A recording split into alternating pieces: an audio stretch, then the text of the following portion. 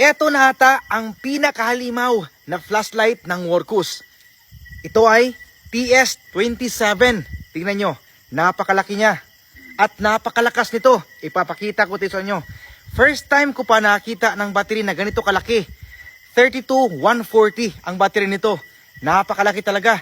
15,000 mAh. Kaya napakatagal ito bago malowbat. Eto, tingnan natin. Ipapakita ko sa inyo kung gaano talaga kalakas ang flashlight na ito. Eto ang mga modes niya. Ipakita ko. First click mo nito. Yan. Mag-on siya. Yan. Medyo mahina lang.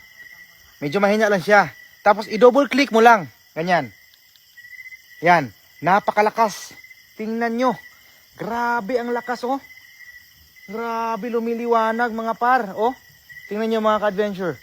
Grabe. Kitang-kita. Napakaganda ng flashlight na ito. Pang security. Oh, tingnan nyo.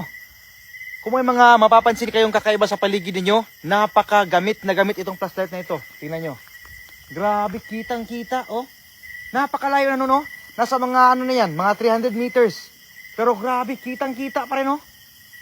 Napakalayo. Tapos, i-double click mo lang ito. Ayan, babalik siya sa pinakamahina niya. Tapos, ito, may ano dito, may pihitan. Sa switch niya, kapag i-turn left mo siya, yan. Yan, blue light. Tapos, pag i-double click mo ito, marami pa itong modes. Pag i-double click mo, o ayan, magbi-blink yung blue light. Tapos, i-double click mo naman, yan, ibang modes naman ng light.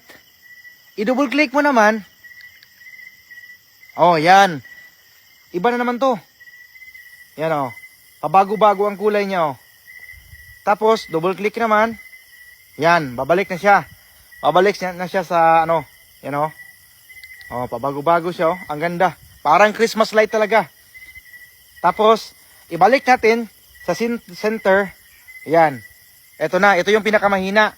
Tapos, ipihit naman natin doon sa pakanan. Ito.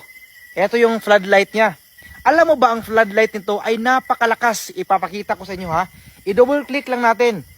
Pinihit natin to sa kanan. Tapos, i-double click natin.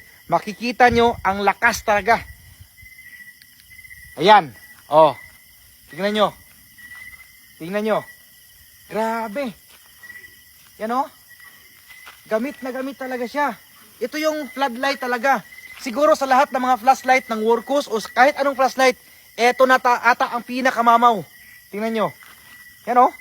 Oh. Diba? Grabe ang lakas. Grabe. Yan.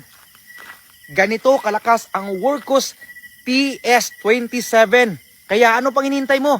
I-check out mo na ito. Nasa yellow basket. Let's go! Habang naka-promo pa.